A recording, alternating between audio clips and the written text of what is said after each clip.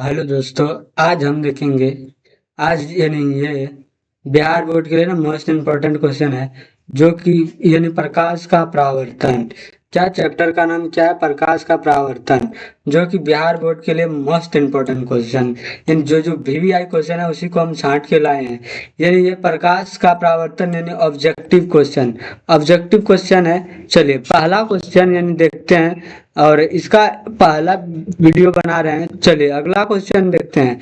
अगला क्वेश्चन है अगला क्वेश्चन अगला क्वेश्चन है प्रकाश यानी परावर्तन के नियम से निर्धारित होता है। क्या निर्धारित होता है? अपवर्तन अपवर्तन कोण बराबर परावर्तन कोण, परावर्तन कोण बराबर अपरावर्तन कोण, या परावर्तन कोण या अपवर्तन कोण। तो इसका आंसर बताइएगा। तो इसका आंसर हो जाएगा ए, अपवर्तन कोण बटे बराबर परावर्तन कोण। चलिए अगला क्वेश्चन प्रकाश प्रकाश तरल का उदाहरण है। कौन सा तरल का उदाहरण? ध्वनि तरंग, चुंबकीय तरंग, या परावैंगनी तरंग। तो इसका आंसर हो जाएगा विद्युत चुंबकीय तरंग। कौन? विद्युत चुंबकीय तरंग। चलिए अगला क्वेश्चन दर्पण के सामने किसी भी दूरी पर स्थित वस्तु का प्रतिबिंब सीधा प्रतीत होता है तो वह दर्पण क्या कहलाता है? केवल समतल दर्पण, केवल अवतल दर्पण, या केवल उत्तल दर्पण। और अगला क्वेश्चन है या तो उत्तल या तो समतल या तो उत्तल। क्या हो जाएगा आंसर? इसका आंसर हो जाएगा डी, या तो समतल अथवा उत्तल। चलिए अगला प्रश्न 4 नंबर कहता है कि निम्नलिखित में से किस माध्यम में प्रकाश की चाल सबसे अधिक होता है? किसमें अधिक होता है? ऑप्शन ए कहता है, यानी इसका ऑप्शन थोड़ा सा गलत हो गया। ये ऑप्शन इसका नहीं होगा। इसका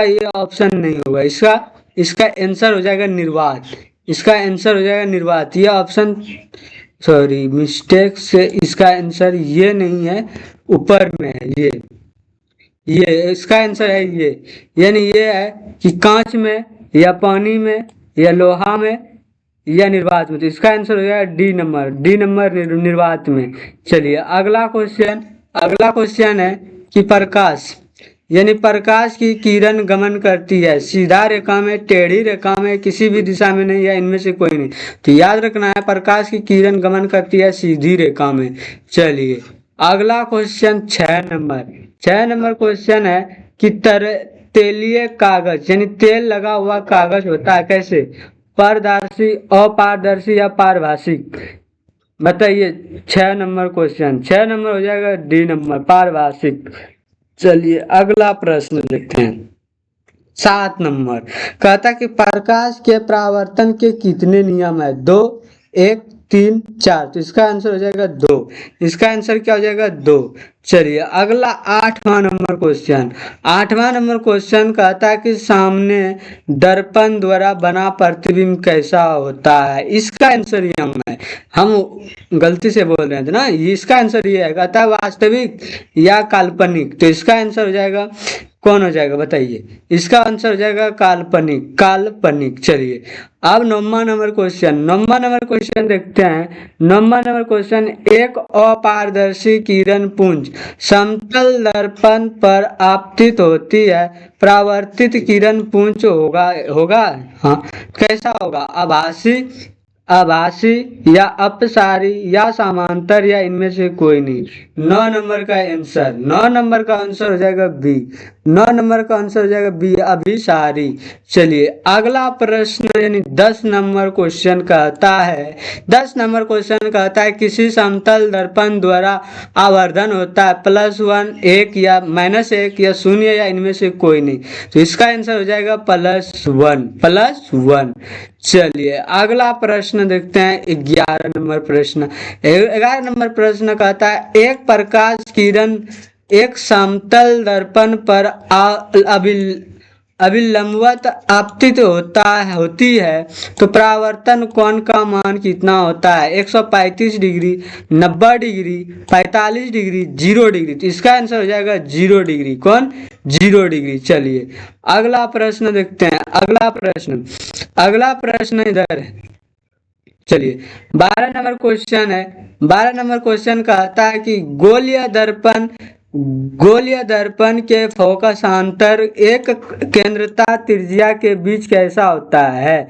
आर बराबर एफ बटे 2, बी नंबर एफ बराबर आर, सी नंबर एफ बराबर आर बटे 4 और डी बराबर आर बटे एफ बटे 2। इसका आंसर हो जाएगा ए नंबर। चलिए 12 नंबर क्वेश्चन देखते हैं। 12 नंबर क्वेश्चन 13 नंबर क्वेश्चन, 12 तो हो गया। 13 नंबर कहता है किसी वस्तु बिंब का अवतल दर्पण द्वारा बने प्रतिबिंब अभिसारी, सीधा तथा बड़ा पाया गया वस्तु की स्थिति कहाँ होनी चाहिए?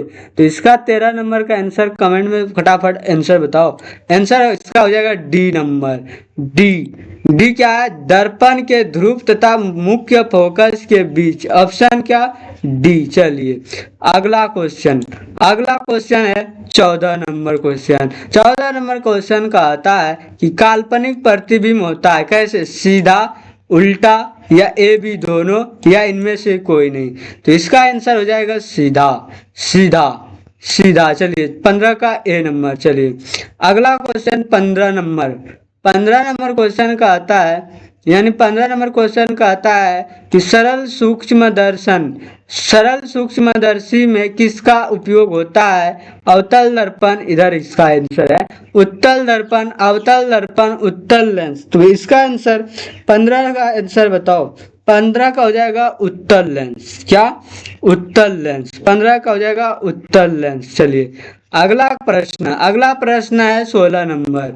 16 नंबर क्वेश्चन है कि हजामती के लिए किस दर्पण का उपयोग किया जाता है? अवतल दर्पण, उत्तल दर्पण, समतल दर्पण या इनमें से कोई नहीं। तो 16 का हो जाएगा ए, अवतल दर्पण। चलिए अगला प्रश्न 17 नंबर क्वेश्चन कहता है कि स्टार लाइट का परिवर्तक सतह होता है कैसे? उत्तल, अवतल, समतल या इनमें से कोई नहीं। तो 17 का हो जाएगा अवतल। क्या? अवतल। चलिए अगला क्वेश्चन 18 नंबर क्वेश्चन कहता है दांत विशेष किस प्रकार का उपयोग दंत मंजन, ये है दंत मंजन विशेष प्रकार दर्पण का उपयोग मरीज दांतों का बड़ा प्रतिबिंब देखने के लिए करता है। यानी जो दांत है, दांत को अगर ठीक करवाने ले जाओगे तो डॉक्टर किसका उपयोग करता है? समतल दर्पण, अवतल दर्पण, उत्तल दर्पण या इनमें से सभी।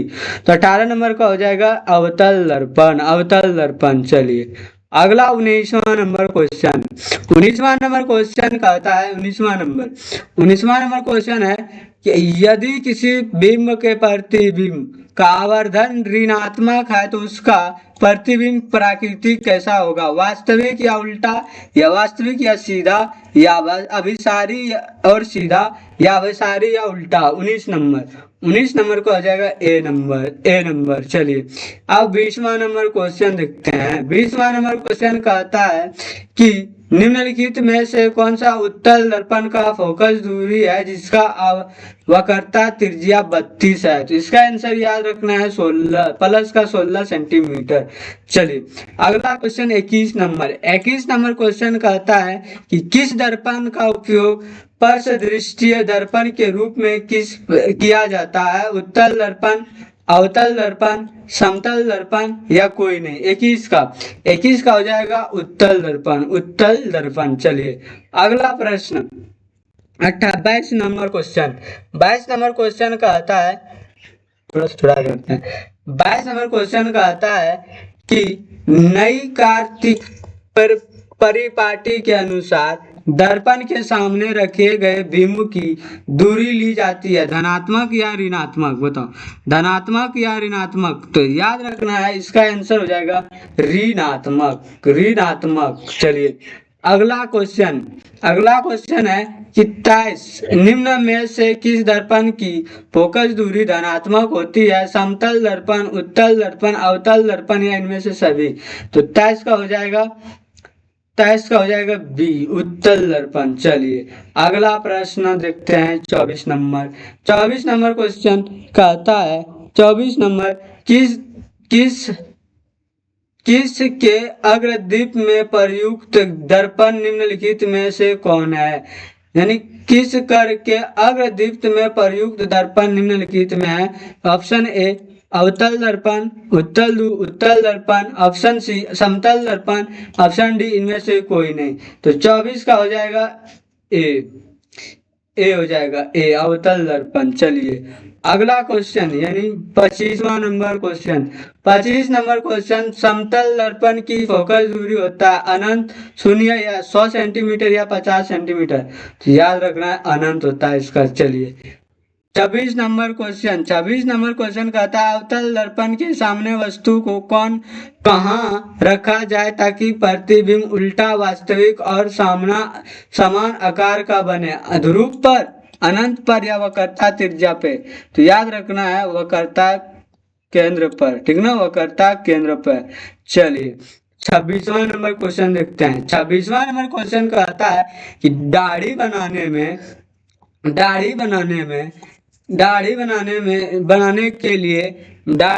के लिए किस दर्पण का उपयोग किया जाता है? समतल दर्पण, उत्तल दर्पण या अवतल दर्पण या इनमें से कोई नहीं? तो इसका आंसर हो जाएगा अवतल दर्पण, क्योंकि अवतल दर्पण में बड़ा दिखता है। चलिए 28वां नंबर किस अवतल दर्पण की फोकस दूरी f और उसकी वक्रता त्रिज्या r है? तो निम्नलिखित में कौन सा प्रतिबिंब सही है? r बराबर f, r बराबर r/2, r बराबर r/3, r बराबर f/2। तो इसका आंसर बताइएगा। आंसर हो जाएगा बी नंबर। चलिए 29 नंबर सवाल कहता है कि उत्तल दर्पण में बना काल्पनिक प्रतिबिंब होता है सीधा या आवर्धित, या उल्टा एवं आवर्धित, या सीधा एवं आस्तित, या इनमें से कोई नहीं? 29 का हो जाएगा 29 का सीधा और हस्तित। चलिए 30वां नंबर क्वेश्चन कहता है कि किस दर्पण से हमेशा वस्तु से छोटा प्रतिबिंब प्राप्त होता है? उत्तल, अवतल या समतल या इनमें से कोई नहीं? 30 का आंसर बताओ कमेंट बॉक्स में। 30 का आंसर हो जाएगा उत्तल। क्या? उत्तल। चलिए अगला प्रश्न देखते हैं। अगला प्रश्न है 31 नंबर क्वेश्चन, यानी अगला है क्या अवतल दर्पण की फोकस दूरी होता है धनात्मक, ऋणात्मक, कभी ऋणात्मक तो कभी धनात्मक या शून्य? 31 नंबर का सवाल हो जाएगा बी नंबर ऋणात्मक। चलिए बी नंबर ऋणात्मक। 32 नंबर क्वेश्चन कहता है गोलीय दर्पण की या परावर्तक की वृत्ताकार सीमा का व्यास कहलाती है? क्या कहलाती है? मुख्य फोकस, वक्रता त्रिज्या, प्रधान अक्ष, गोलीय दर्पण का द्वारक? तो 32 नंबर का हो जाएगा गोलीय दर्पण के द्वारक। 33 नंबर दर्पण का सूत्र कैसे होता है? याद रखना है 1/v प्लस 1/u बराबर f 1/f, ऑप्शन ए। चलिए अगला क्वेश्चन 34 नंबर क्वेश्चन कहता है कि इस गोलीय दर्पण की फोकस दूरी प्लस 20 सेंटीमीटर है तो यह गोलीय दर्पण की फोकस दूरी क्या होगा? अवतल या उत्तल? याद रखना है अवतल में प्लस होता है। क्या? प्लस होता है। चलिए अगला देखेंगे 35 नंबर क्वेश्चन। 35 नंबर किस दर्पण की फोकस दूरी की परिपाटी के अनुसार ऋणात्मक मान होती है? अभी तुरंत बताएं। अवतल दर्पण। चलिए अगला क्वेश्चन 36 नंबर का था अवतल दर्पण में आवर्धित प्रतिबिंब बनने के लिए कहाँ रखा जाए? तो इसका आंसर हो जाएगा